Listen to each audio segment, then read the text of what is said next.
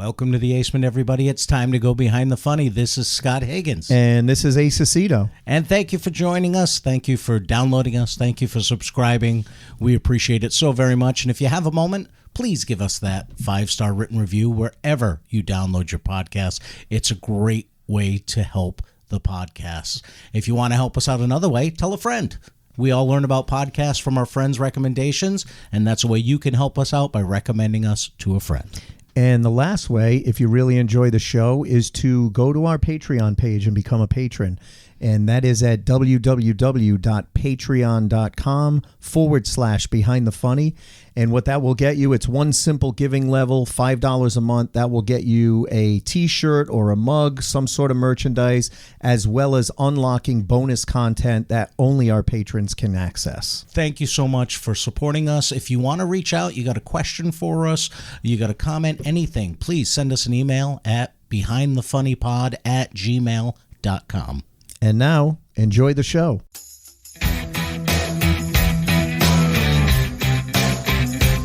Be careful. He's and Scott Higgins, both of them coked up out of their minds.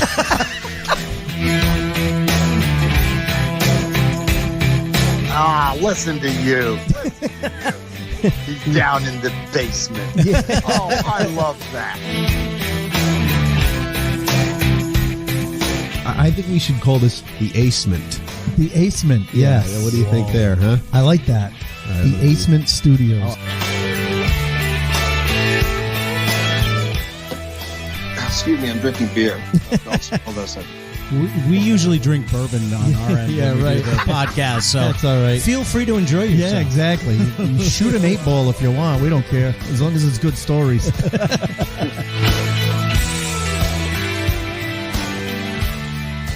Thanks for joining us, everybody. Hope you guys are enjoying this year's episodes. We're bringing you some brand new guests this year. We're excited because we're getting to meet some new people, making some new friends, as we like to say. Yes. Mike Cateo. I keep saying his name wrong. Cateo. And then Dan Bublitz. Dan's got a great podcast as well. So those guys were some great guests. A lot of fun getting to know them. And we got another great guest this week to get to know. So I hope you guys are ready. You're shot out of a cannon tonight. I am. I love Wednesday nights. I know, but you normally will start by saying, "Welcome to the Aceman. It's time to go behind the funny." But I like that. Our opening intro does that already. Whatever. All right, I don't let's want fucking talk about drinking. Yeah. Let's have a drink. I like the difference in dynamics. I'm shot out of a cannon, and you're like, let's talk about drinking. Come on, let's go. Okay, Brad Pierce. Yeah, okay. So this week's bourbon date. No. This week's bourbon date is our old friend. But this is our high school crush. Yeah, the girl that breaks our heart, but we keep going back to her over and over again. However, this is the high-end escort of of our high school crush. Yes. Because it's the Jefferson's Reserve. I've only had one sip. I'm already calling a reverse. Yeah, I'll take over from here. Thank you. Jefferson's Reserve, very rare twin oak custom barrel, and it is absolutely delicious. Yes. Our bourbon drinking friends out there, if you like a bourbon, go get this one. Yes. And Clinky's my friend. If you're a bourbon drinking friend, I would imagine you like a bourbon, but go ahead. Captain Obvious. Well, not everybody that watches our show drinks bourbon. Okay. I'm sure there's some rum drinkers. I'm sure there are some seltzer drinkers. Sorry for picking on you. Anyway, you ready for our guest? I am. We made a commitment to everyone because, let's face it, we're based in New England. We've had a lot of Boston comics on, a lot of New England-based comics. We love when we have comics from other parts of the country. And we've been saying it for 6 years now. If you know a comic from your area that you think would be a great guest on Behind the Funny, let us know. And it only took one of our friends to move to Florida to get a bunch of Florida people a New England comic to transplant to get somebody from Florida. So yeah, this is she actually, Mary Ellen reached out to me a couple of months ago and said, you got to get this lady on. I've done some shows with her. She's hilarious. She's great. And then I saw her resume, and I'm not going to read all the bullet points, but just she's a 9-time Guinness Book World Record holder, most known as the world's fastest talking woman at a 603.32 words per minute. Okay, so is this podcast going to be 3 minutes long? No. Oh yeah, maybe. I don't know. Oh, that was a joke. Yeah. You're very See what I do there? I see what you did there. See what I did there? I see. All right, wasn't any funnier, but it was good. No. She's appeared on 450 TV and 4,500 radio shows, including the Statler Brothers, Dr. Oz, Larry King Live, and most recently Bay News 9, and Access Daily with Mario Lopez. Wow. So she has a TED Talk entitled "How a World Record Mindset Can Help You Accomplish Anything," because she broke a world record live on stage. And she's going to talk a little bit about a show that she's got coming up as well. So if you're in the Florida area, even if you're not, hop a plane, get down to Florida for this show. Yeah, it's going to be cold worth up it. here anyway. So if you're in New England, go down there, watch a funny show, and warm up a little bit. And warm up. Listen, I'm going to be doing it in March. Yeah. I mean, I'll be golfing, but But what's great about this show is she's going to be on it with 2 previous guests as well. So this is the triumvirate. She's the third of the person of the show. Nice. Who will be on. So we want to welcome a big Behind the Funny podcast. Welcome to Fran Capo. Hey, how are you guys? We're good. Fran. Thank you, Welcome. Fran. I got a little worried up front when you were drinking. You started slurring. I go, wow, this is either going to be a really fast show or a really slow show.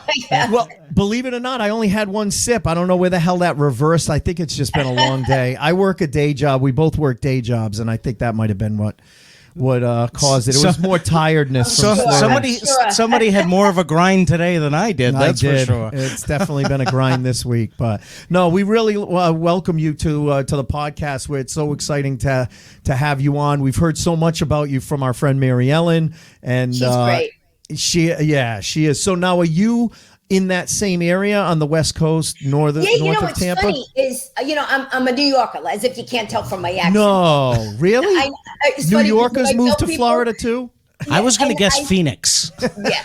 Well, I tell people when they say, where you from? I go, Texas. And they go, really? I go, seriously. You cannot tell. Listen to me. Yeah. You not know.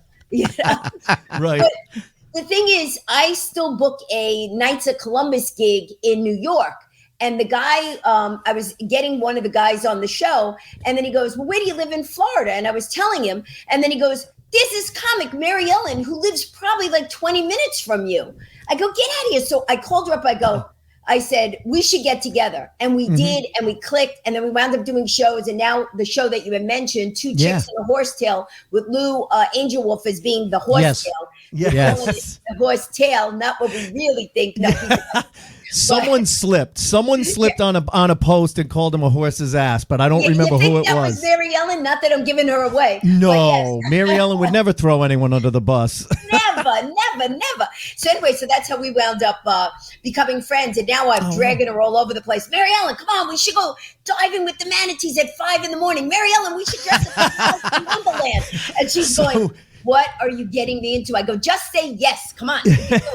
So you're responsible for all the new adventures that she's been going on, where she's taking pictures and videos. And I'm like, wait a minute. She's been down there since last year. This is the first time I've seen her actually doing something other than going to the pool at a resort. She didn't do anything when she was up here. No, that's true too. Yeah. No, I'm dragging her all around. I had a movie that I was in called Friend Draft, where I play a fast talking attorney. I know it's a big acting stretch, but so then I said, Mary Ellen, if you're not doing anything, come down. I'll introduce you to the producer. And then we went down. It was a funny story because it was a 5-hour drive from where we are, because it was in West Palm. And we were hungry, and the show was going to start at 7:00. The movie was going to screen. So I said, we should find a place to eat. So we went to this place that looked really nice, this nice fancy restaurant. And we said, listen, we're in a rush. Can you get us, this food? And he goes, well, we have a special. We have lobster. And me and Mary Ellen are going, lobster, that's probably too expensive. Forget the lobster. So then they go, we have a steak. And we said, well, we're going to eat quick. He goes, well, you could split the steak. So me and Mary Ellen ordered this steak. And we're eating, we go, man, this is the most delicious steak. Oh, this is great. But we're trying to eat fast because we had to go. The bill comes. The steak was $185. Holy shit. What'd you have? Wagyu beef?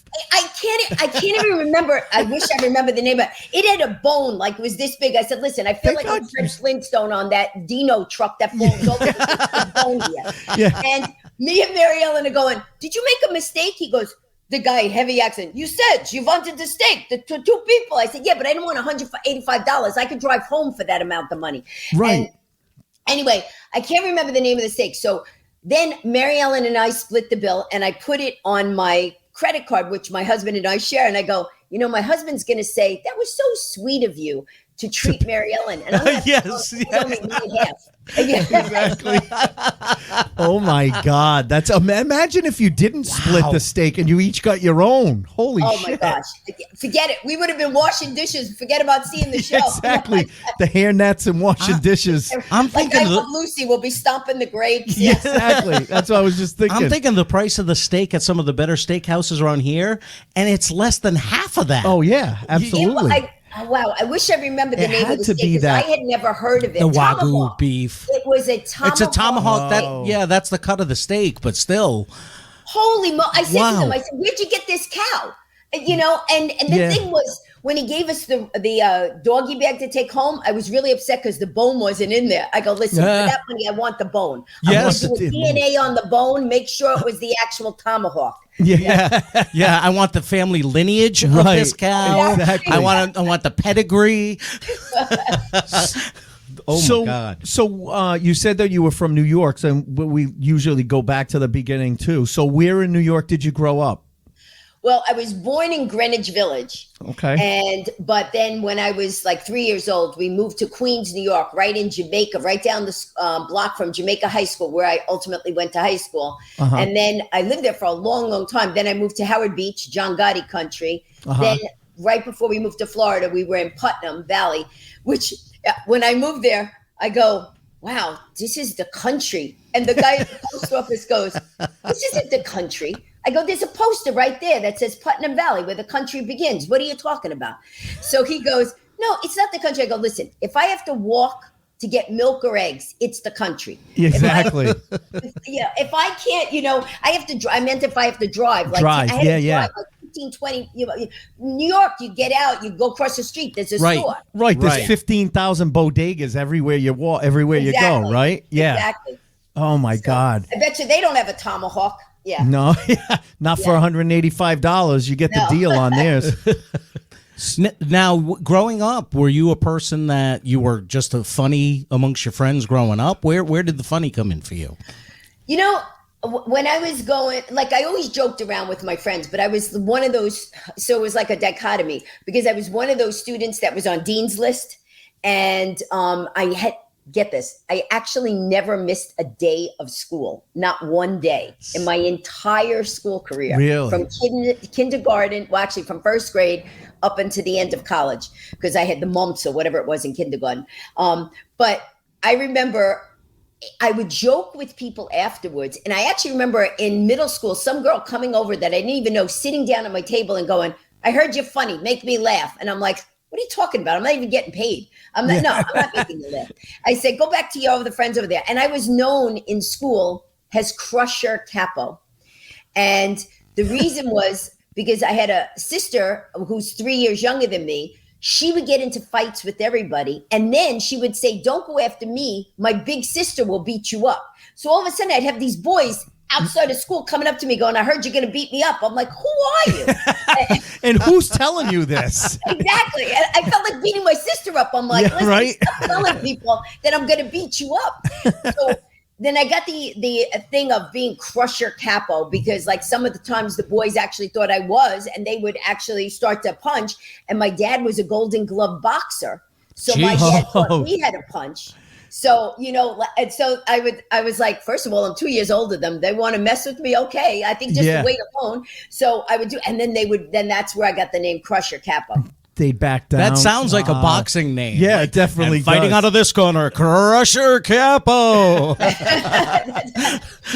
now I can fast talk them to death. No, right.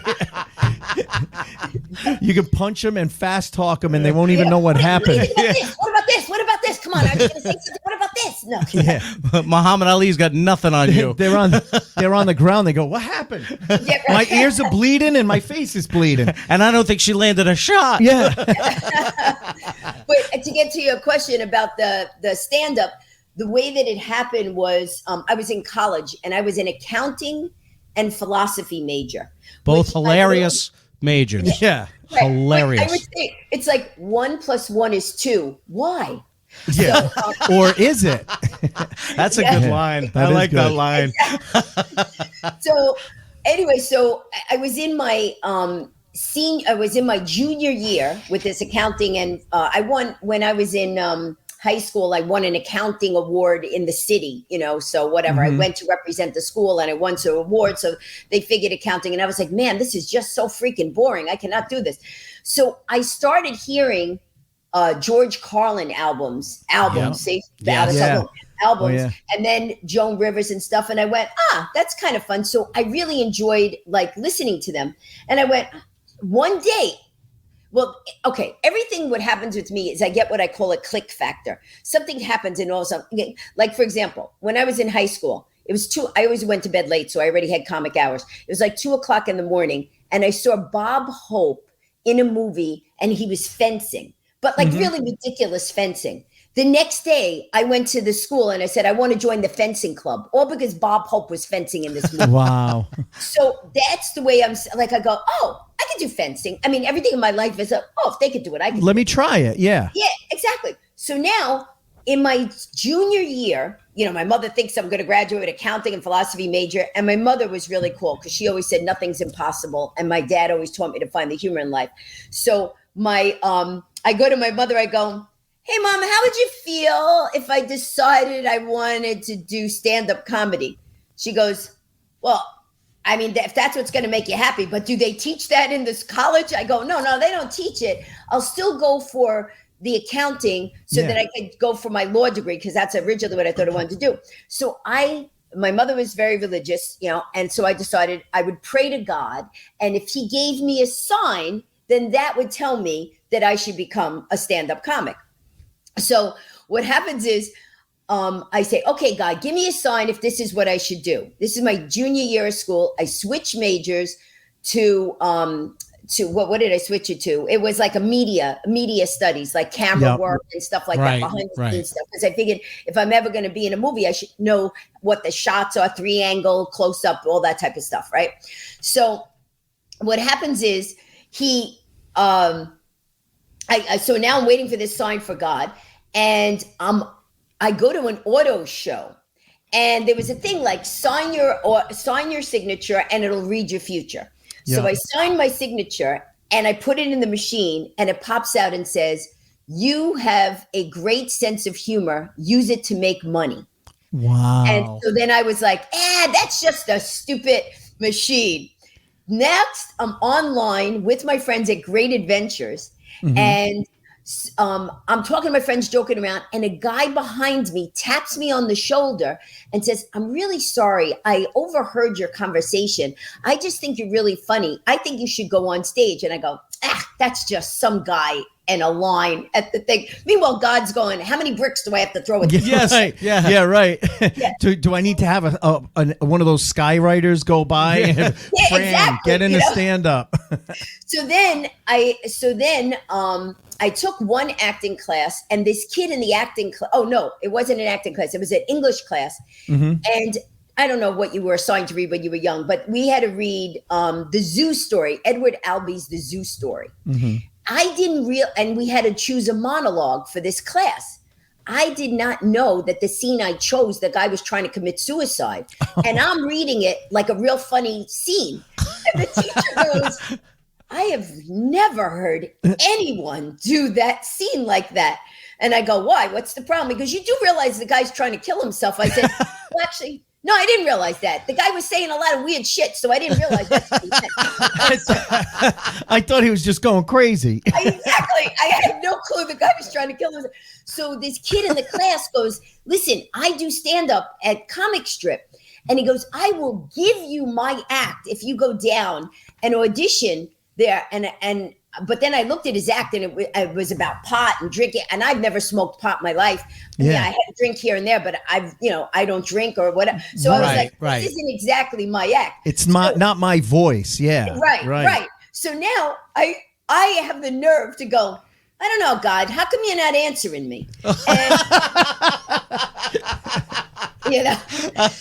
So, How And then many I was more wa- signs do you need? And then I was walking down the street, and a yellow legal pad came down with all material that was about me. so then what happens is I actually alter what I say to God. I go, all right, God, listen. Apparently, I don't know, we're not getting the message through or whatever.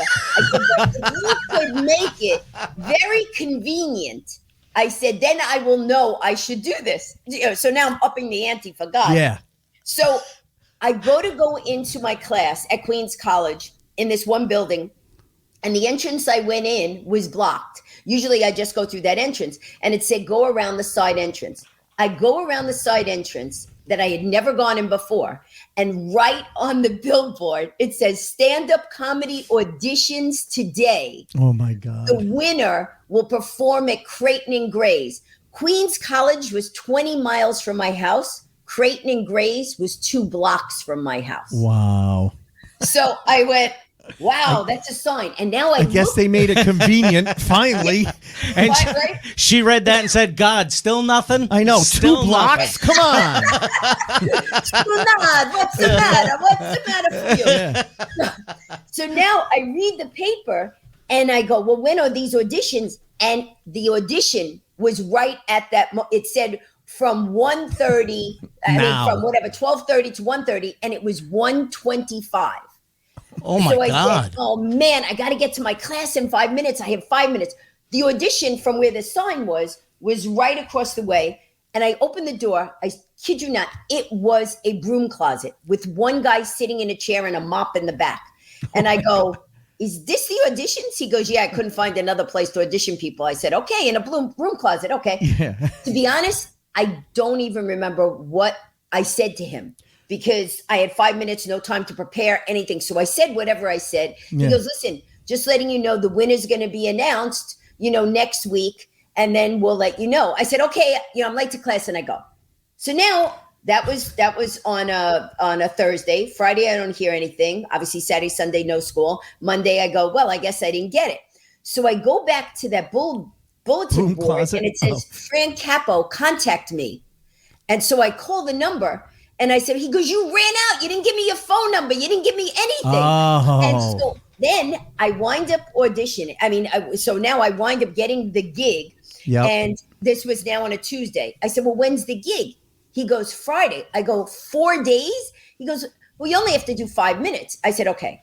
The next day, Wednesday, he goes, listen, can you do like 10 minutes? I go, 10 minutes? I've never been on stage. You just doubled the time. Right. He goes, so that was Tuesday, Wednesday, Thursday night, the day before I'm supposed to perform.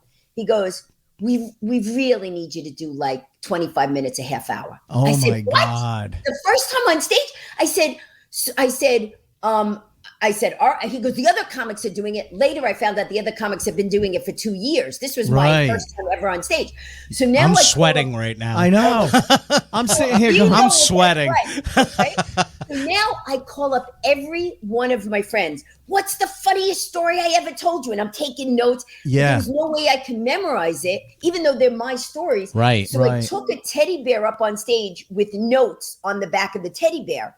Oh my God. And so the MC goes up, and then they say, now for her first, time ever on stage, blah, blah, blah. They bring me up. It was a sold out crowd. Oh my God. And I go on stage, and because I had my notes and I was confident and I wasn't, whatever, I was nervous, but I was like, whatever, I got a standing ovation. Wow. So now I was like, wow, that was good. And the guy This is paid easy. $10. Right, exactly. Yeah. So then the guy goes, do me a favor. Why don't you come back tomorrow night? Now I'm like, wow, I did it first night. This should be a cinch the second night. Yeah. So I go up there, and man, do I bomb. That's how it goes. Yep. I went into the bathroom and locked the door, and there was only one woman's bathroom, and I wouldn't let anybody until the crowd was gone. And they're like, you have to come. My mother got drunk. She fell off the chair. My boyfriend. Oh my God. And that was my my first and second ever performing. Wow. So then I didn't want to do it. And then I wound up going to Rainy Night House, and Rick Messina, Rick Messina? Yes. Yep. So Rick Messina, who later on became, Tim Allen's manager, but at that point he was a bartender and he was the one running the comedy. He goes, hey, I had said to him, hey, do you do stand-up comedy? He goes, yeah. And then he goes, I heard about you, because what happened was there was a newspaper reporter at the club the first night. All right, good. And she wrote, Fran Capo wings her way successfully through her first live performance. I still have that little clip. Yep. And so he said, I heard about you. I go, Friday or Saturday night? He goes, Friday. Yeah, right. I go, oh, okay. Good. And then I started performing there.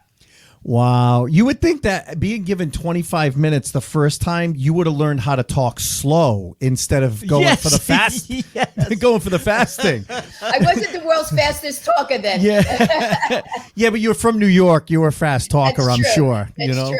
And you know what? I probably did 45 minutes of material in that 25. Yeah, Right, exactly. Yeah. Because I'm thinking about my first time. I rehearsed my 5 minutes over and over. I got up there and did it in about 2.5. Oh, because you're so nervous. Yes, Yeah. exactly. But for some reason, I don't know why. I guess because I had the teddy bear. The thing was, the first night, I was very honest about my feelings. So, Yeah. like when I was there and I said, I go, look, and I said this, look, I probably should have memorized it, but the guy told me 5 minutes, then he told me 25. So I have a bear. I got to read from the bear. And Right. so because they were laughing at my honesty and my nervousness. Right. The second night, I was trying to imitate what I did the first night instead of really being honest with them. I was trying to say the same thing, and it wasn't sincere because I was just trying to reenact it, not really live it. Right. Yeah. Wow.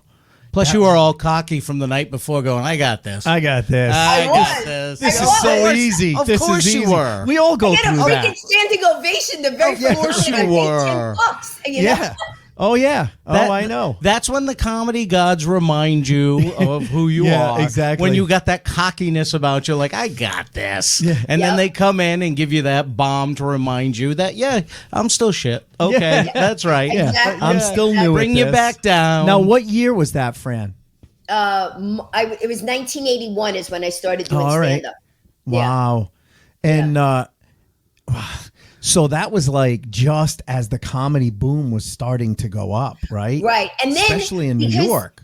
Yeah. And then the thing was, I don't know why. I've always just been like, I'll do like, oh, that person writes a book. I could write a book. They could run a marathon. I'll run a marathon. Like I always have that nothing's impossible. So a lot of times when gigs, because in the beginning, it's hard to get gigs. You got to get in Right. with the Yeah. bookers. Right. Hey, do you guys know Joey Cola? Yeah. I mean, we don't know him, No, but we know who these people he are, is. yeah. Okay. So Joey Cola, when he was first starting out, and I maybe was doing it maybe 6 months at that time, that was his first time. And Joey's like, oh, I'm so nervous. And we were standing by this black pot belly stove. Like that was the green room. Yeah. And we're standing by it. And he goes, how do you get around in this business? What do you do? And I said, listen, I have a note, and you write down every place, who the booker is, how much they pay. So I gave him this little thing to do. To this day, whenever someone goes, Fran Capo, goes, Fran Capo, give me my start. Really? Which I think is so That's nice. awesome. He doesn't He forget said where that. he came. Yeah, he doesn't forget people that started with him and stuff like that. So those were back in the days when he was still wearing the loud sweaters. Yes. And he was still doing that painter, that painter, and he goes, here in the little bush. In the little Bob. Bob Ross. Yeah, Bob Ross. Yep. Yeah, and then he would go, That's and funny. in the yellow, and then, he would do that whole He'd thing. get- That was when he yeah. was still doing that. And then, it's just like this business. You just have like so many different things, but you go on the road, you learn different things while you're on the road. Then and I'm going to go into stories that I'm going to save for later. But what else do you want to ask me? So in the meantime? no. So one of the things we always ask people after we talk about how they got started is, what are some wow moments for you? But I want to go back because you just said something that's really profound.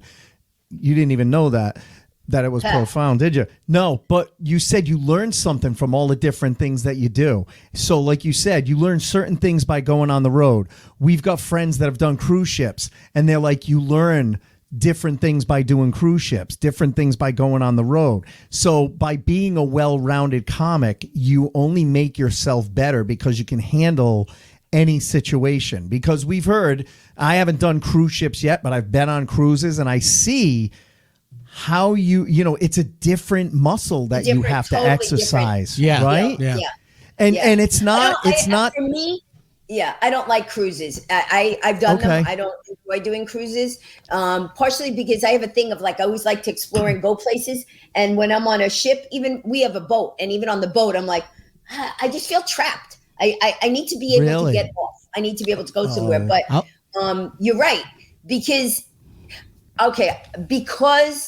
if you're a stand-up, there are certain stand-ups that just stick with their act. They don't go, they won't even budge crowd work, right? Yeah. I do crowd work because I love to feel connected with the audience. Exactly. But I have to also be very careful when I'm looking at the crowd, who's got their arms folded, who's, doing what. Like I remember, and over the time you get more confident. Like jokes that I did in the beginning, if I did in the beginning, they didn't work, I could do that same joke now and it'll work. Because it's the attitude that I have with it. But I remember there was this one time this kid comes into the club. I don't know. The kid must have been like 20 years old, trying to impress his date.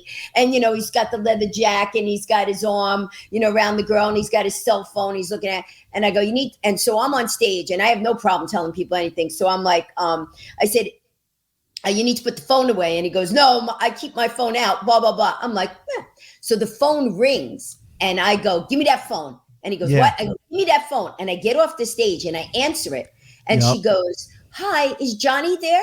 And I go, no, who's this? And she goes, this is Johnny's mother. I go, oh, he's busy getting a lap dance. Can you call back later? Yeah.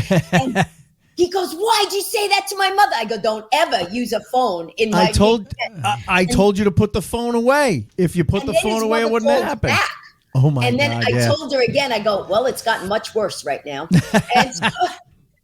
And so the kid was so embarrassed. He went from being all macho to then behaving. Yeah. And it's just, you learn where you can push the line. Like another time when I was pregnant, well, I was going to say you guys know this, but no, of course you don't know this. No. Well, hey, we look it, but we're not. It's 2023. Don't judge. You don't know. You don't know. That's true.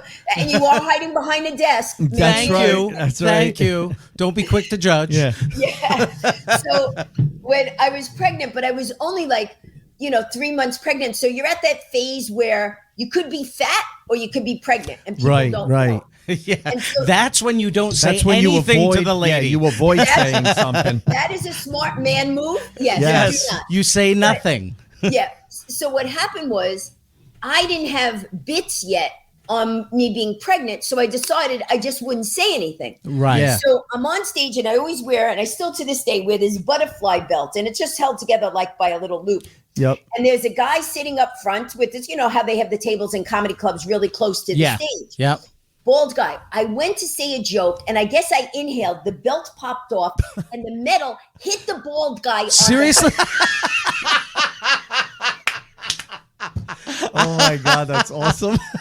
If not kidding, the guy started getting a welt. Shaped like a butterfly on his head. That's the butterfly effect. Exactly, yeah. So now I'm looking at the guy and the whole audience sees it, and the guy's like holding his head. I go, I am so sorry. I am not fat. I'm just pregnant. Because then I didn't know what to say. I said, so blame it on the baby. I don't know what to tell you. The baby hit. The baby kicked. The baby kicked the belt right off. I don't know what the hell happened. It's a ninja baby. Yeah, exactly. She's like, danger, danger. Pull the ripcord. But see, that's the thing. I think, and we see it a lot up here because there was a style of comedy, especially in the 90s and 2000s, that Boston style of comedy of standing in front of the mic and just delivering material and not interacting with the audience. It's just, here's my material. And, some of those people didn't do well in other situations. They're not going to do well around here.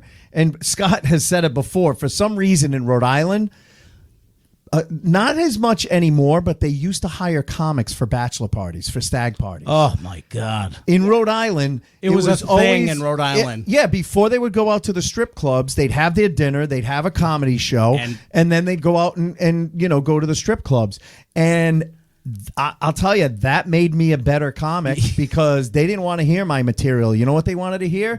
They wanted to hear me busting this table's balls Exactly. while these tables were laughing. And then when I went to this table, everyone else was laughing. And let me- it helped learn crowd work. And that you was know? a baptism by fire because we have a friend that books a lot of these. Yeah. And he booked me for one and told me nothing. So I show up and I start doing material. And I'm not hearing a sound except for the air conditioning compressor kicking in. And I'm like, this is going horrible. What do I do? Yeah. And then the guy goes on after me, and they had filled out a questionnaire about all the groomsmen and everything like that. And he picks up the paper and he starts ripping on different people, and he's destroying the room and everything. And he comes up to me afterwards. He goes, "Why didn't you use the paper? That's what it's there for." And I'm like, "No one told me." I thought we were. And after that, I knew how to handle the bachelor parties But see, going that's forward. the thing is exactly what you said, because then you knew how to handle the situation. I was ready. Do you remember when Chippendales was big? The male Yep. strippers, Chippendales, right?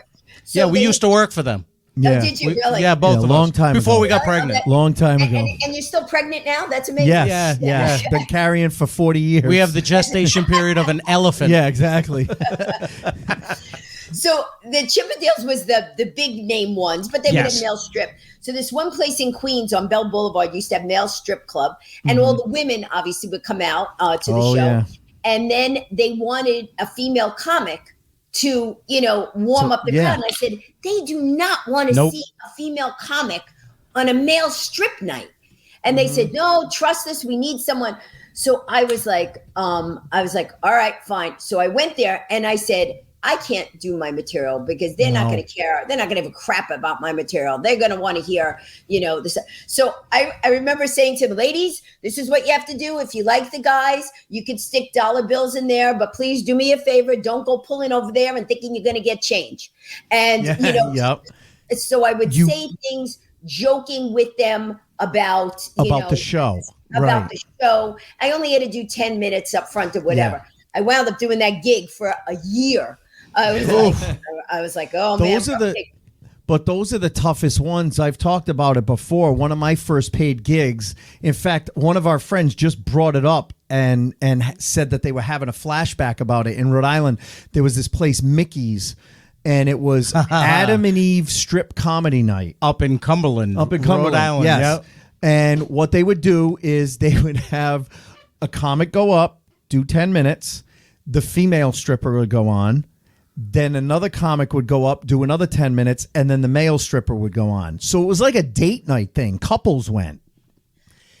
I can tell by the look on your face. It is the weirdest fucking thing I've ever seen. And that's the correct reaction, Fran. That's the correct reaction, by the way. Okay, who thinks these two things go good together? Yeah, Rhode Islanders. Rhode Islanders. But now that you're saying that, it makes me think there was an episode of, I think it's the last season of Miss Maisel. Oh, really? She's working a strip club. Yes. Yeah. They used to do it all the time. So here's the funny thing was, this is what I was scared of the women in the audience, because the first comic would go up, the audience was polite. They'd laugh. The female stripper would go up. It was dead silent. Guys were just looking straight ahead at the stripper, not looking at their significant other because they don't want to get in trouble for oogling with their eyes, right? Then the second comic would go up, and then when that male stripper came on, it was like, all bets are off. It was like a prison break. It was like a prison break. Those women were out of their fucking minds. It was nuts. They were just absolutely crazy. That's what it was like on that night when I was doing the 50s. I mean, I'm not talking, not even just young women. The older women were yes. They wanted to grab, touch, bring them home. Yeah. They're throwing underwear up, but it's the big granny panty underwear, It was crazy. But again, there's another situation that I hope I'm never in again, but that taught me how to deal with different crowds, so it's that, and it's also like, it just teaches you in all situations, like, because I also do motivational speaking. We had talked about my TEDx talk, right? So, but there have been times like somebody will say, hey, whatever. I don't remember if it was a chamber of commerce or whatever the thing was. It wasn't a chamber. It was some product. And they go, hey, we want to bring you to the meeting. And can you they usually have a speaker, but can you do like some stand-up comedy and you're speaking? I go, do they know I'm going to be there? They said, no. I said, okay, No. it's never a good situation when you're trying to stop everybody from networking to be a stand-up. Yeah. Hey, everyone, shut up. We got a comic. Her name is Fran. She's here she is. So the lady, when I get there, goes, well, we do have speakers. They know there's always a speaker, but I just want you to know, this is the woman running this organization, not the one that brought me. She goes, I just want you to know that they're all going to be standing. There's no seats for them to listen to you. And they're probably not going to listen, but just do your talk anyway. I said, but can I ask you something? If they're not going to listen, why do you have me here? It doesn't Right. So she goes, yes, but we're required, who knows what rule of their thing, they're required to do that. So I'm looking around the room and I'm going, I got to get up and do 10 minutes. I do not like being ignored. So I start dragging a table across the center stage of the room. And the lady is going, what are you doing? I go, just relax. And I'm dragging the table over. And she goes, okay, we're ready to start. I said, do you have a microphone? She goes, no, there's no microphone. Oh, yeah. First of all, I'm short. So everybody's above me. I'm going to be in the middle. The people can't see me. So I took a chair and I stood on the table. That was my whole point, to make the table a stage. And I go, listen up, people. Shut up. Like that. And they all just like looked up. I go, here's the deal. I have to speak for 10 minutes. You people can network for the rest of the hour. Let me do my 10 minutes. Just pay attention so I don't have to come down there and smack you. I'm from New York. I will do it. And for some reason, they listened to me, and I was joking around with them. The lady was nervous because of her insurance that I was going to fall off the table. Yeah, you're going to fall off. That's all she cared about, That's all she cared about.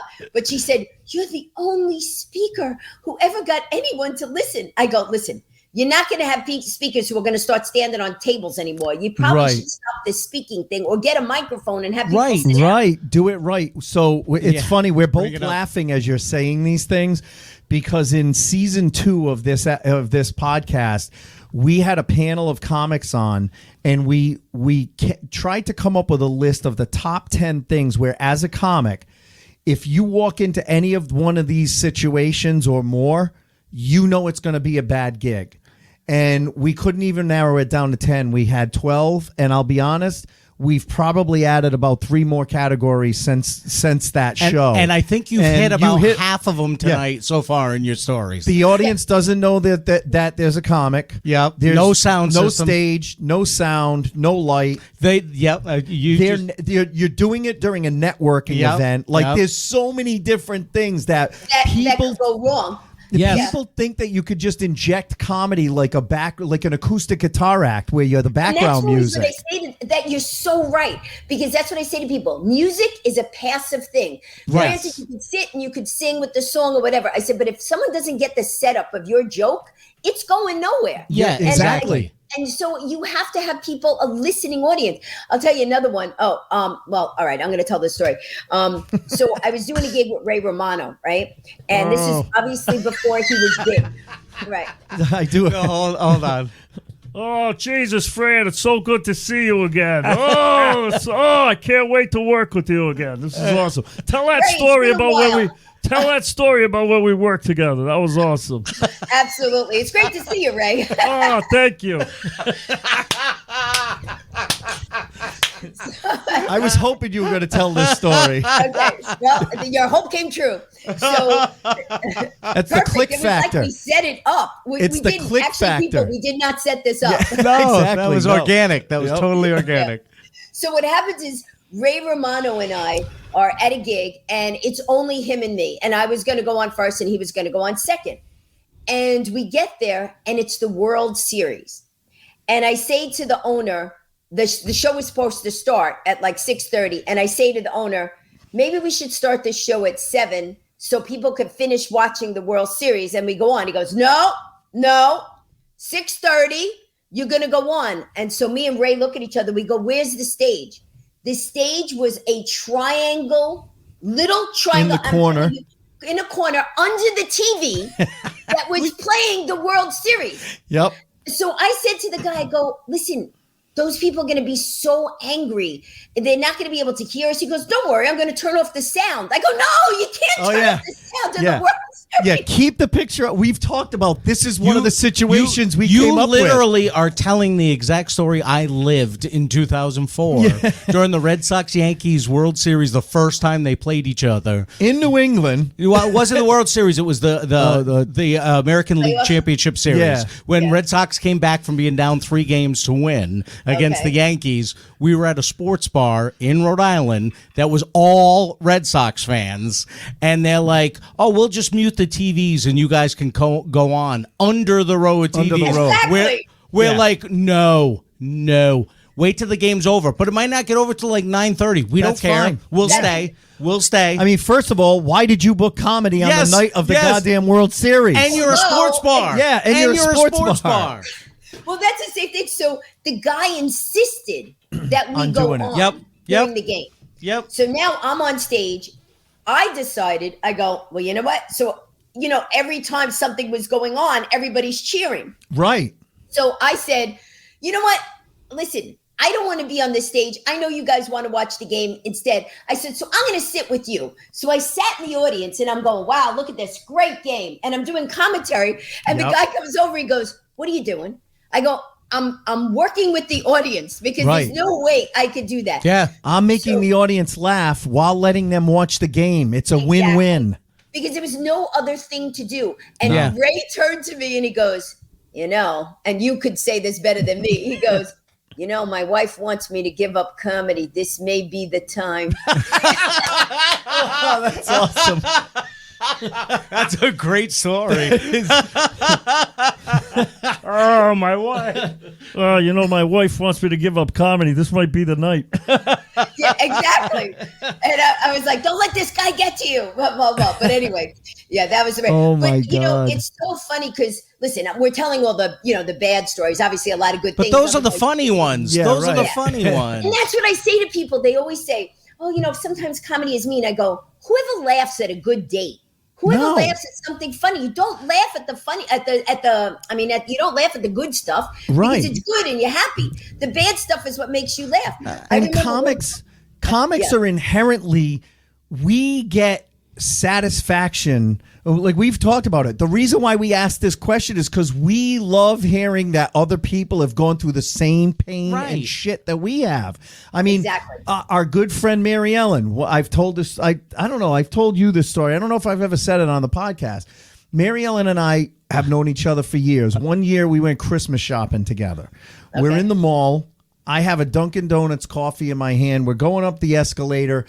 As the escalator is going up, we come into the electronics section. So all you see, it had all the video cameras pointing at the escalator for some reason.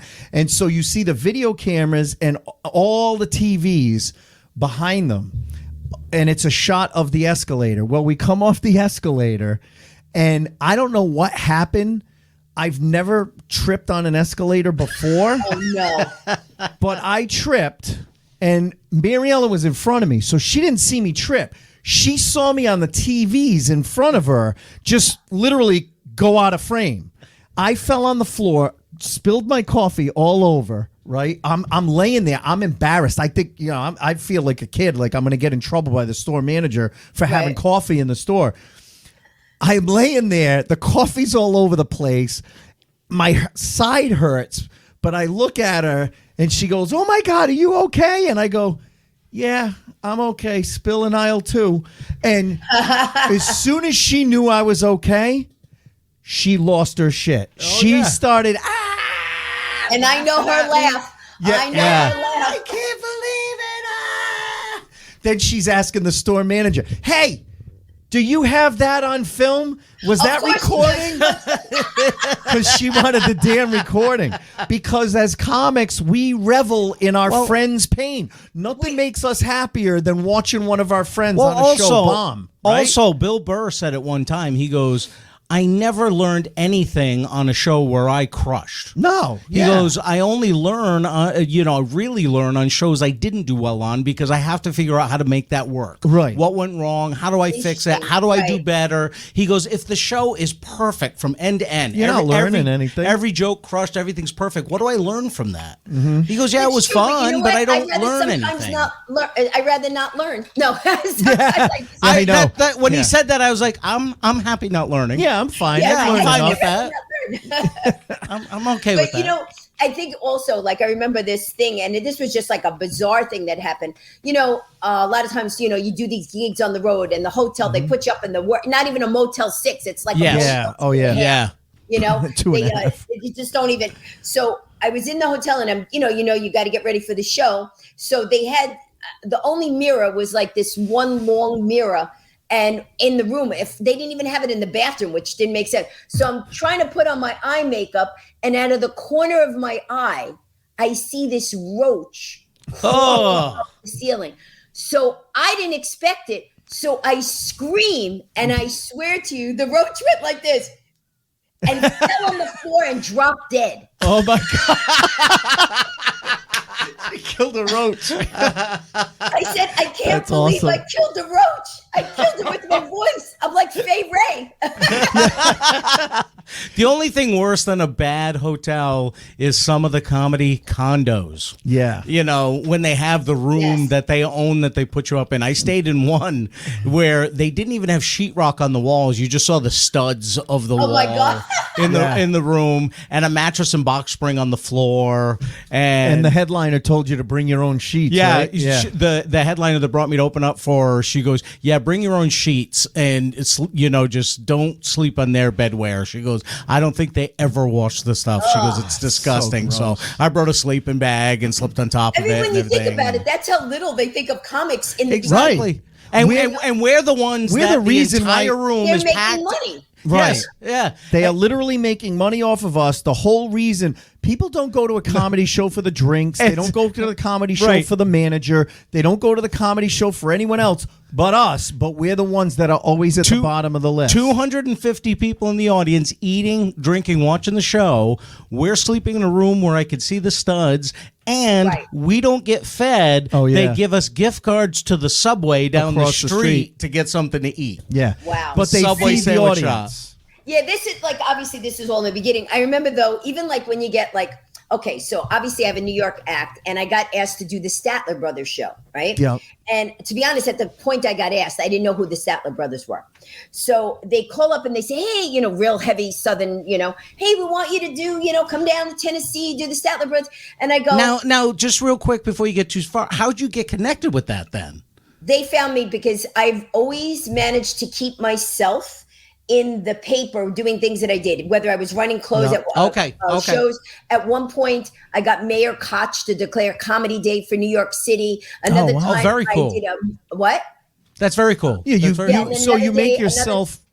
You make yourself relevant constantly. You're constantly making. Yeah, that's cool. Constantly. Then another time, I got. We arranged to do a march down when they were doing who could go in the space shuttle. We did a march down Pennsylvania Avenue. I dressed as a clown and said we should put a comedian in space with a 2-drink minimum on the moon. I saw that on your website. Yeah, that's cool. And so I wound up becoming the New York editor of Laugh Factory magazine. Another time I was working, the way that I got into my fast talking, before I go with that, let me tell you the Statler Brothers show story, and then I'll tell you about the fast talking. So because I always keep myself in the press, people find out about me. And plus I've done over 20, well, now it's probably 40 commercials. I don't know. But at one point it was 26. Done a lot of commercials. And so because of the Guinness book, I'm also a writer. I've written 21 books. So people see me through my books. I just keep myself, because I just didn't want to just do one avenue. And plus I said, well, if I'm a good writer, why don't I write a book? If I can do this, why don't I do that? And just always do that. I know the So- feeling. You should you really should apply yourself more. Yeah. I know. No. You really should. I know the feeling. I'm the same way. People are like, when do you sleep? I'm like, Right. you know, They always say that. Like, for example, and then I'll get back to that Statler Brothers Statler story. For Brothers. example, next month, well, this month, because it's February 1st, this month is the 25th anniversary of the movie The Titanic. Yes. Well, I'm only one of 108 people to go down to the wreck site of the Titanic. Oh, wow. So I put out a press release. Hey, do you want to interview someone who's actually seen the Titanic? Wow. And so I just did a newspaper article the other day that's going to come out next week. I told her to put out next week because it's here in Florida, the Hernando Sun, so you can promote the show, Two Chicks and a Horsetail. Say if you want to hear the story live, come see Fran at her show. So it's things like that. Like I always, how can I connect everything I do to something else I do? So that being said, I get a call from the Statler Brothers, and I say to the guy, I guess somebody, a manager or somebody had sent my tape into them. And they said, we saw your tape. And I go, you sure you saw my tape? You know, I'm a New Yorker, right? And then I said, who's the audience? They said, older blue-haired women. I went, oh yeah, that's just that's my audience. Here's my wheelhouse. Yeah. So they go, no, you know, and the Bible Belt. It was definitely the Bible Belt. So I said, all right. So they said, how much time do I have to do? They said 4 minutes. I said, okay. So I worked on my 4-minute bit that I'm going to do. I get flown out, go there, and the producer goes to me, hey, listen, we actually have another 2 minutes. Can you do an extra 2 minutes? Now, listen, normally if you would say that to me on stage, I'd have no problem. This is a national show. But it's a TV. Yeah, it's a TV spot. And so I'm like going to myself, oh, man, I got to think from my act what things I could say in this thing. So I say to the producer, I said, hey, can I do this joke? And I read him one of my jokes that's my funniest joke, but I wasn't sure for TV. He goes, you can do it, but they won't laugh. And I went, okay. And I'm thinking, wow, that was my funniest joke. And he told me not to do it. Right. So now I'm on the stage. Jeez. And the audience is going very well. I don't know if you had a chance to see the Statler Brother piece. No. And anyway, so it's going very well. And in my head, I'm going, should I do it or not? But you don't want to think in your head too much while you're performing. While you're performing, right. So I'm like going, I'm just going to go for it. So I tell the joke and it gets the biggest laugh. Really? So I come off stage and I said to the producer, I go, hey, did you see that I did that joke? It got the biggest laugh. He goes, well, what are you listening to me for? You're the comic. Wow. Oh, what a jackass. Well, you know what it is? Jackass. He's not a blue hair woman. Yeah. So on him, seriously, like on him, he was probably like, yeah, I guess that's funny wherever you're from, but it's not funny to me. Probably not going to be funny to them. It wasn't a Southern thing. It was a man thing, probably. Maybe. Yeah. You know? Yeah, maybe because I'm trying to think of which joke it was. It was a joke that I talk about when well, actually, I'm so bad telling jokes out of context. Like I have to be in my act to know. Yeah, my you jokes. guess. I'm the same. I'm the same way. But in other words, just say that part of your act. They go, I can't. I don't know. I have to start here and here. Yeah. No, but it probably was something that would connect with that audience, but not necessarily him. That's all. Yeah, I think it was something about when you put an anal thermometer in, how when you have a kid and you put an anal thermometer in it, how do you know how far to go? When you put it in, it comes out. You put it in, it comes out. It's like Old MacDonald had a farm, and then there's like a whole thing that. Well, how did they not get the Old MacDonald reference? It's really. South, right? It's a farm reference. They should get it. That's funny. So, now you've mentioned several times the fast talking thing, so we have to. We got to touch base on that. Yeah. You know, so the way. Okay. How did you work into fast talking? Records and things like that. The way that I got to fast talking. First of all, you have to understand this: that my philosophy in life is just say yes and figure it out later. Yep. So we've learned that. Yeah. So there was a comic friend of mine, Alan Chan, who unfortunately died last year, a really good friend of mine. And Alan said, hey, Fran, he was the one that I also did the parade down Pennsylvania. Okay. Okay. And Alan says, Fran, I know the people over at WBLS FM radio. Maybe we could get in there. I said, well, let's get us an interview. Mm-hmm. So he gets us an interview. Now, WBLS FM radio in New York is a black station. Okay. I'm white, in case you haven't noticed, and a woman, and Alan was Chinese, and a guy. Perfect mix. Yeah, right. Perfect mix for that station. And so I said to Alan, I go, well, Alan, if they hire us too, they fit all the quotas. Just right. So we go there, and listen, we're comics, and this is not a comic station. They're playing, rap and so we say we could write comedy for the morning DJ. Yep. And I know they're thinking like, why do we want comedy for the morning DJ? But right. So the guy goes, all right, I'll tell you what, I'll give you a week. And if in a week you come up with jokes, you come back and we like them, we'll give you a try on air. Yep. Okay. So I say to Alan, we can't wait a week. We have to write all the jokes tonight and go to him tomorrow and let him see that we were able to produce a week's worth of jokes in one night.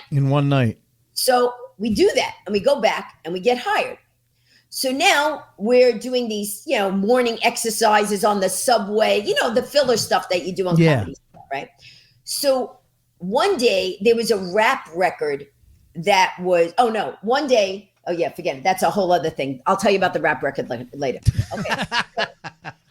So one day, I say kidding around to the DJ. I said, hey, you know what? I could do a really cool Mae West impression, but I call the character June East, Mae West's long lost sister. So he just looks at me, flings the weather and traffic copy at me. And at the moment he flung it at me, the little red tally light in radio goes on. And when the light goes on, you have to air. speak. Right. So all of a sudden I'm like, today the weather and traffic is. And in the 30 seconds I happened to do it, a lady from the Daily News called and said, hey, I'm doing a story on weather and traffic, people. How long you been doing it? I didn't know 30 seconds. 30 seconds, yeah, right. So I said, I've been doing it a while. Felt like a while. So she goes, oh, well, I want to do a story on you. What do you plan on doing next? But I didn't have a next, but I had a lady from the Daily News. So I said, oh, I'm thinking of breaking a world record. She goes, really? For what? I go, oh, I can't tell you because it'll jinx it. Because I didn't have anything in my hand. Right. Yeah. So she goes, well, listen. Fake it till you make it. That's it. She goes, just say yes, figure it out later, right? Yep. So she goes, the article has to go in at 6:00 today. If you decide you want to let me know, give me a call. I run out, buy a Guinness book, start looking through it, and I see Fast talking. And I go, well, I really don't know how fast this fast thing is here. But, maybe. So now I had a gig that night. I literally, the show started at 6:00. Her deadline was 6:00. It was 10 to 6. And I said, all right, I'm going to call her. So I call her. I go, all right, listen, I'm going to tell you. I'm thinking breaking the world record for fast talking. She goes, what's the record at?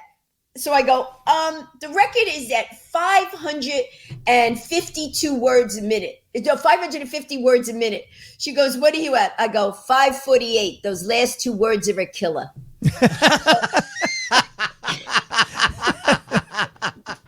Great line. That's awesome. I'm almost there. I'm trying. So she prints it in the paper. Oh, my God. And the very next day, the Larry King Live people call me up and ask me to go on the show and break the record. Seriously? Yes. Now, to be honest, I didn't know who Larry King was. Yep. So I had heard Capo. Fran Capo. So you're going to talk fast today. I hear you're a fast talker, Fran. So I asked the producer who called me, and I asked the producer, I go, Cable, is this some kind of porn thing? She goes, oh, no. This is a national show. I said, yeah, CNN was known for their porn. Yeah. I'm Wolf Blitzer. Blitzer? I don't even know her. I tell you. Hey. So I said, well, what if I don't break the record? She goes, Larry doesn't care whether you break it or not. He just cares that you come on his show first.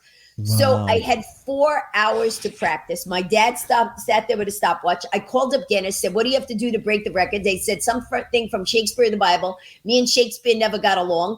So I had a prayer from the Bible. I was practicing, he didn't like smoke was coming out of my head. I'm practicing this thing.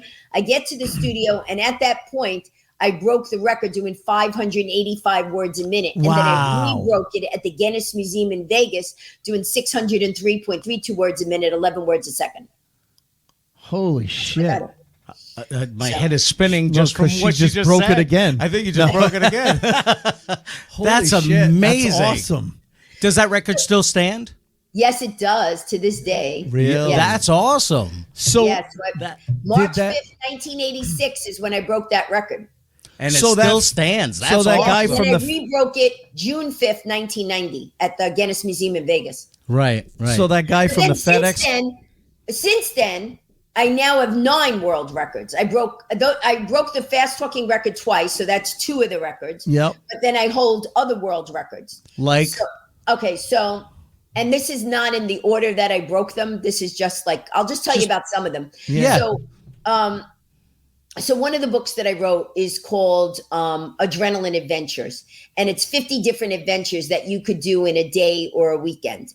Mm-hmm. And so when I was writing the book, I wanted to make sure that the chapter I was writing on rock climbing still existed, the place that I was recommending. Mm-hmm. So I call up the place and I'm like, hey, like 5 years ago, 10 years ago, I went rock climbing with you people. Do you still do it? They go, not only do we do rock climbing, we now climb mountains. And he goes, and then he mentions some mountain that I had never heard of. And I go, listen, no offense, but if I'm going to climb a mountain, I'm not climbing like Mount Bob, okay? Yeah, right. Yeah. So he goes, well, what about Kilimanjaro? I go, what about it? He goes, you ever heard of it? And I had heard of it. To be honest, I didn't know where it was. So I said, yeah, I've heard of it. He goes, well, why don't you come with us and climb Kilimanjaro? I said, listen, I just want to know about this chapter, blah, blah, blah. Right. So after I hang up with him, I look up about climbing Kilimanjaro and I see that an 83-year-old woman climbed Kilimanjaro. Yeah. So I said, if an 83-year-old woman could do it, I could do it. Of course, I didn't realize she was in a wheelchair and got airlifted up there.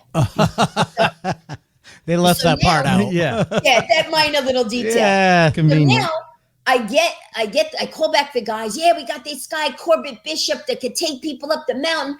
And then I said, well, there's many trails up the mountain. Which trail are we going? He goes, oh, we're going up the Western Breach. I go, why are we going up there? He goes, because no one's there. He goes, that's where the athletes go. I go, do I look like an athlete to you? Why am I going up that place? I Right. said, so if I roll down at the bottom of the mountain, nobody will find my dead body? What are you talking about? Yeah. So he said, no, this would be great. So now I didn't want to go by myself. I run into the room. Spencer, guess what we're going to do? We're going to climb Kilimanjaro. He's 14 at the time. He goes, I don't even like to walk. You're missing the point. The glaciers are going to melt by the year 2015. He's like, it's 2009. We got time. Yeah, we got time. We'll go back. Wrong attitude. Right. So now we start training and doing those things. But I said to myself, well, look how many people climb Kilimanjaro. All these people climb Kilimanjaro. And I said, I should do something exciting up there, like a book signing at the top of Kilimanjaro. Plus, to be honest with you, it was very expensive to go there. So I had to figure out a way to get up there. Yeah. And so I wound up convincing one of my publishers. I go, hey, have you ever had a book signing at the top of a mountain? He goes, what are you talking about? I go, we could have the world's highest book signing. So then I called Ripley's and I go, listen, if I do the highest book signing, will you sponsor me? They go, well, we can't sponsor record holders because then we'd have to sponsor every record holder. I go, oh, no, you're not sponsoring me. You're sponsoring your book. Because then I'm bringing your book up there and you could say this book was at the top of Kilimanjaro. Right. So you're actually sponsoring the book and not me. And so that I had my first sponsor. And then I wound up getting all the money to go together. Wow. So now before we go to the top, the night of that you're going to go to the top of Kilimanjaro, they want you to get up at midnight so that you get there at sunrise. Right. I thought everybody told us, oh, when you go to Kilimanjaro, it'll probably be like, 10 degrees or whatever. It was 15 degrees with 45 mile an hour winds, minus 15 degrees with 45 mile an hour winds. The stuff in our camelback was frozen. We're climbing. My son's going, we're going to die. I'm like, we're not going to die. And he's like, we're going to die. I'm like, Spence, we're not going to die. And then I'm thinking, we're going to die. We're going to die. Yeah, right. I just can't tell him. Yeah. So now we're at the top. And while we were at the top, people were coming up. I'm going, you're up here, buy a book. So I did a book signing. Oh, my God. Kilimanjaro, the first book signing. Yeah. That's hilarious. Okay, you should have not for nothing. You shouldn't have been a comic. You should have been an agent or like an the ideas that you've come up with and executed are amazing. Let's summarize here. Yeah, comedian. Yeah, fast talker, motivational speaker, climber of a mountain book signer, record holder, adventurer. I mean, and 22-time author. yeah. And I'm sure we're only scratching the surface, and we're already an hour and 7 minutes in. It's I have a feeling we're gonna have Fran on again. Yeah, we're gonna just to cover another 10 years of her life. I mean, we talk to people that are comedians. We're going to have a whole second chapter just to cover all the other stuff. Oh my God. I mean, you've lived an amazing life, but you know and what? You're only scratching the surface. You've got so much more time left. Because it's her mantra. Say yes and figure it out. Yeah. And that's an amazing way to live. It took the pandemic for me to get that attitude because I, growing up, went to Catholic school, and we've talked about it. Very, very, everything is black or white. Yeah. There's, you follow the rules or you don't follow the rules. You go to heaven or you go to hell. And so I was so afraid to take risks growing up that it took the pandemic for me to say, I don't care. I'm going to do it. I talked about writing a kid's book. I wrote a kid's book. I've talked about relaunching a show that I produce up here. I relaunched it, and it was signs from God. My cousin sent me 3 months ago. She tagged me in a video, and it was, how there's like people on YouTube that explore abandoned places. Yes. This guy exploring an abandoned casino. We had a casino in Newport, Rhode Island that closed maybe about 3-4 years ago. And out of all the stuff that they ripped out of this casino, they had, remember the green room? The green room had posters on the wall of all of the bands that were there and then the comedy shows. Oh, wow. I don't know how, but when this guy was exploring the casino, he's panning around. And outside of the green room, the only posters that were left were my Royal Flush Comedy Show posters. And he goes, Royal Flush Comedy Show, October 22nd. That's interesting. My cousin sent that video to me on Facebook or posted it on Facebook and tagged me.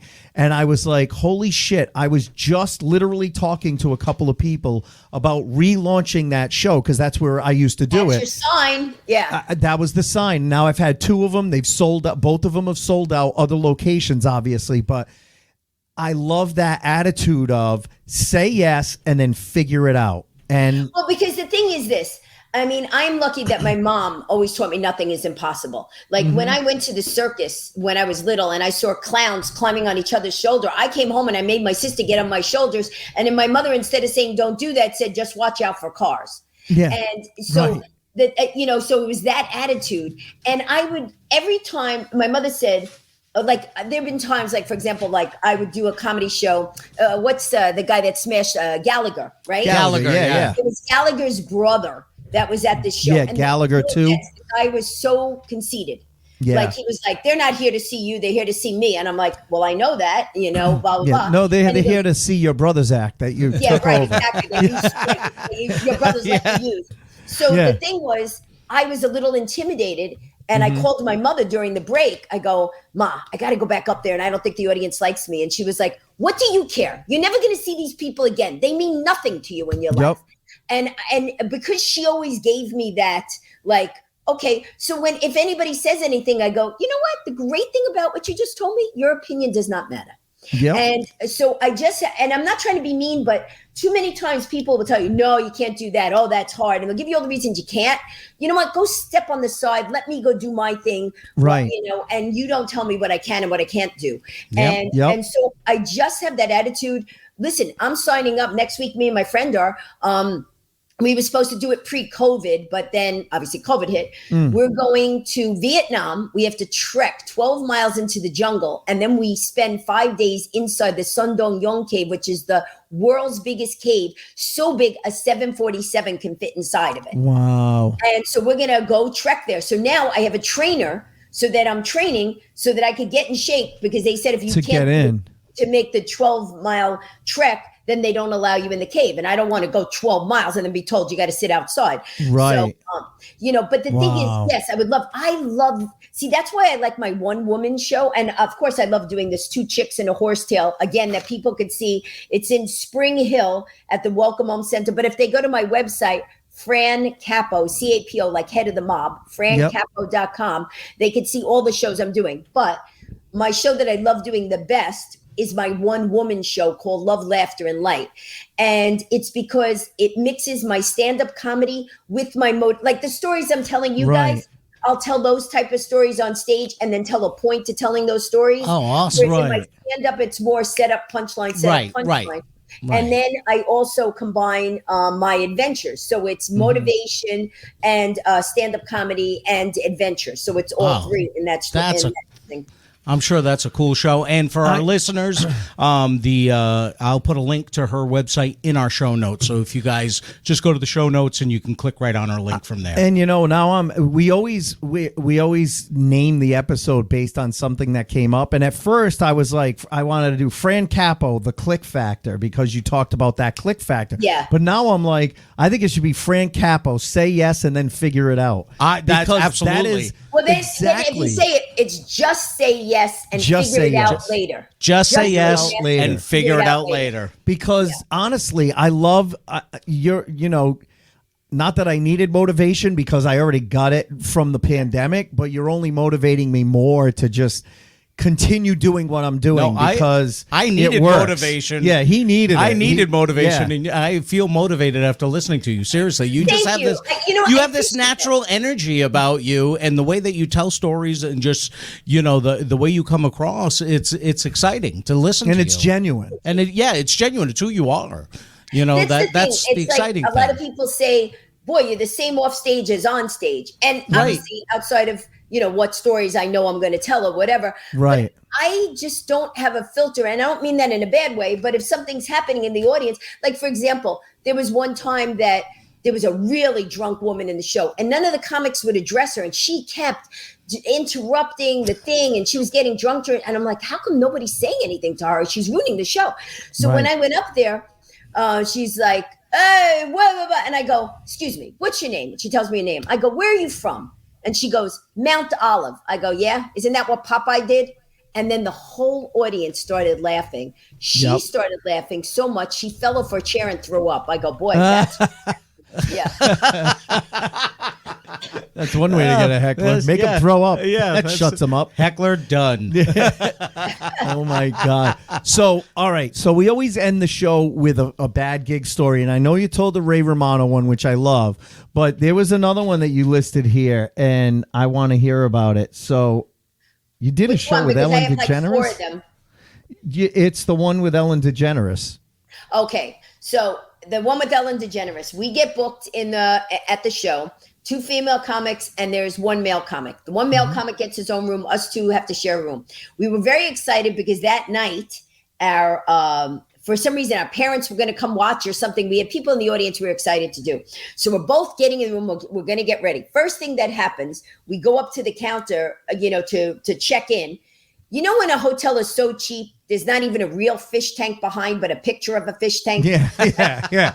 So there's the picture of the fish tank, and we look at the guy and we go, we need towels for the room. I kid you not. He hands us washcloths. I go, no, like towels for the bathtub. He goes, this is all we have. Okay. We go in and I said, all right, Ellen, which bed do you want? Blah, blah, blah. We'll both get dressed. You go first. I go first. So she goes, well, I'll take that bed. She sits on the bed. And the bed, it's like this. She sits on the bed and the bed collapses and she rolls off and slides to the floor. I go, oh my gosh. I go, our parents are probably thinking, look at our daughters. They're performing at this fantastic place. They made it. Yeah. And now, so we say, all right. And we go, all right, who's going to take the shower first? So she goes, all right, I'll take the shower first. I said, all right, I'll hang out here on the bed that does work. And yeah, right. On my bed, by the way. Yeah, my bed. She bed. You chose. That's yours. No givesies backsies. So, and you're not sleeping in my bed. And little did you know. Yeah, little did I know. She wanted to. No clue at that point. So the bath mat was made of paper. It wasn't even like a bath mat. So she's in there and I said, well, all right, I still have to take a shower. So, I'll just get my clothes ready or whatever. And all of a sudden I hear the hairdryer go off. And as the hairdryer goes off, I swear the two lamps in the room, the light bulbs burst. Oh and my we were God. in the dark. Now she's got to get dressed in the dark. I don't have I still didn't take a shower, get my makeup. I have a flashlight. I'm taking a shower with a flashlight. And I'm trying to put up my makeup with the flashlight. Oh my God. That was the story. We went on stage. We did okay on stage, but we did make reference to our parents afterwards. We said, if you only knew what was really the truth of this place, but we both wanted to get paid, so we didn't say anything. Oh my God. People don't realize the shit accommodations That comics have to deal with most of the time. Bands, for some reason, bands, they're always in nice hotels. Us, never.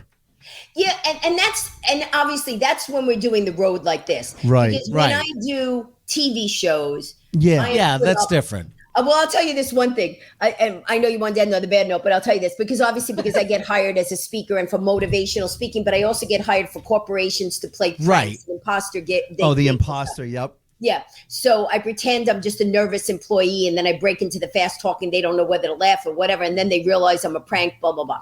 But so I get put up. I was running a contest for Expedia, the Canadian Expedia. So they put me at the Hard Rock Cafe. They put me up at the Hard Rock Cafe when it just opened. Mm-hmm. They put me in the penthouse. Whoa. It was so big. There were 3 bedrooms and bathroom. And there was Rocky's robe from the movie. There was Al Pacino's bullets in the thing. I started calling up my friends going, anybody want to meet me at this hotel? I feel like I shouldn't be sharing this just myself.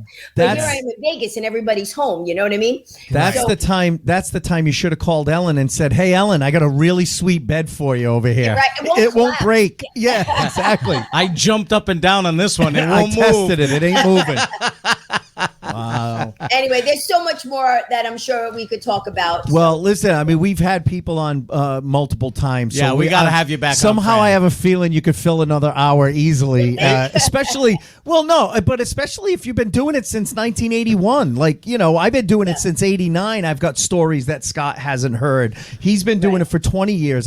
He's got stories I haven't heard. So, you're doing it from 1981. Of course, you're going to have tons of stories. We should have her and Mary Ellen on for a panel show. Oh, that'd be that'd be hilarious. The two of you on for a panel show. So sometimes we'll do a panel show where we'll talk about either a movie or a comedy album that we, or some kind of subject related to comedy that we want to discuss. And you tell us in advance what the subject is? Oh, yeah. So we'll definitely have to have you guys on one of those. Yeah, that'd be a lot of fun. Panel shows. But, that'd be a lot of fun. So you mentioned your website. You mentioned the show. What's the date of the show? The show is February 11th, Valentine's Day weekend, and it's me, Mary Ellen, and Lou Angelwolf. Yep. And it's called Two Chicks and a Horsetail. It's at the Welcome Home Center in Spring Hill, Florida. Nice. And listen, it's Florida, so the show starts at 6:30. By 8 o'clock. It's that late, and they serve key lime pie at the end. Right? Here's what they serve. They don't, because it's a healing center. We have mocktails, not cocktails. We have mocktails. Oh boy! And but dinner's at 3 p.m. Yeah. And I've done 2 shows there, and both shows that I did, my one-woman show there, and I did another show where we raised $3,000 for homeless people. Both shows were sold out, so we're hoping this show is sold out. And in case people want to find out, they could go to the website, francapo.com. The telephone number is there. But just in case, the phone number for tickets is 352-600-4242. See, I can talk slow. That's the slowest you've talked in an hour and 21 minutes. Wow. I know. I love that. You and I were like in shock. I know. Like, we were what's like, going on? I took a deep breath. I'm like, okay, we can breathe. Yeah. I was like, whoa.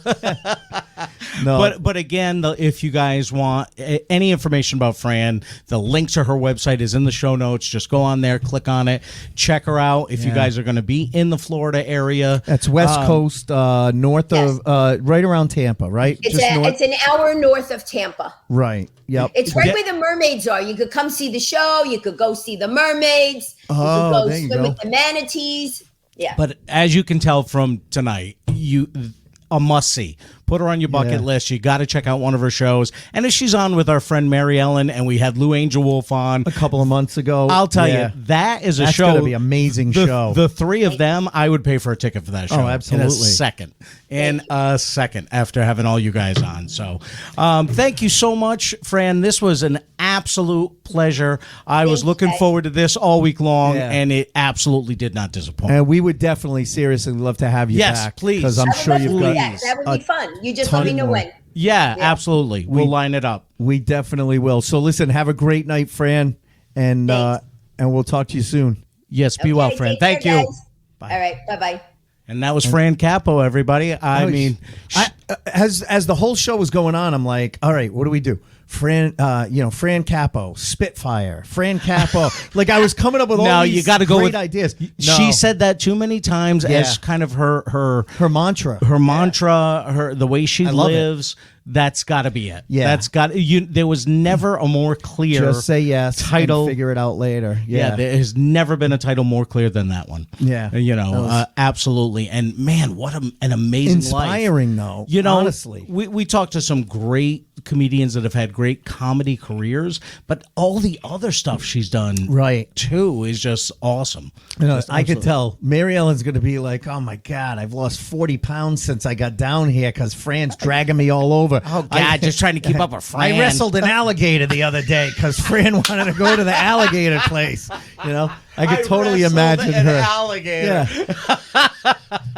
I got a new pair of shoes out of it, but other than that, I'm tired as hell. No, I loved talking to her because that was awesome. Again, I've kind of gone through this thing over the past year where I'm just like, fuck it, I'm gonna do it. Say yes to everything. No, you know have, what I mean? and you've really this kind of makes me feel like, it will work out because look what she's done by saying yes. This kind of reinforces what you've done more recently. You finally got the children's book published. Yeah. You relaunched the Royal Flush Show, which has done great. Yep. So sold out both times so far. Exactly. So this reinforces those things, which is awesome. Yeah. Which is I needed awesome. that. If we could only be as happy as she is. I know. That's what I'm going to work on, is being as happy as Fran is. Yeah. So it was infectious. Yes. It really was. Oh my God. I have more energy. It's the happiest I've seen Scott all year. Yes, exactly. I mean, it's only 1 month in, but yeah. I mean, I have more energy now than I did at the beginning of this, just from talking with her. So I hope you guys enjoyed that as much as we did. That was fantastic. She is unbelievable. So please check her out. Again, in the show notes, click on her link. Check it out. If you guys want, also in the show notes, buy us a coffee. There's a link there for the Buy Me a Coffee where you can make a one-time donation to, it's called Buy Me a Coffee, but let's be honest, you're not going to buy us a coffee. You're going to replenish the bourbon fund. That's what it's there for. But it's going to help offset the cost of putting out this podcast for you guys. So consider making a donation to us. We would greatly appreciate it. If you can also, the 5-star donation wherever you download your podcast. Big help. Go on there, click on 5 stars, write a quick sentence or two about what you love about the podcast. It's a great way to help us out. And, we mentioned the children's book. I haven't really done much with, we've talked about it a little bit, but just to give you an idea, if you have children, if you have kids that are anywhere between 3 and 10, go on Amazon, order Maddie Loses a Tooth. It's $15 for the paperback, $20 for the hardcover. Shameless self-promotion. I am self-promoting. I never do it. I'm not doing it. It's a great book. It's doing gotten great well. reviews. Everybody that has it loves it. I ordered a copy myself, and I keep forgetting to bring it to have a sign it. So I have a signed copy. I'll see if I can do something for you on that. But, it's doing really, really well. Yeah, I'm really, really happy with it. I had my first book signing this past weekend. Got another one March 4th. It's in honor of Dr. Seuss. I don't know if that's Dr. Seuss's birthday, but they're doing a big thing at the Park Theater and Historic Events Center. 15 authors, local children's book authors. We're all going to be reading our books and then signing. Oh, very cool. So I got invited to that. So I'm really, really, Congratulations. really excited. So thanks, man. Congratulations. And listen, other than that, we will talk to you next week.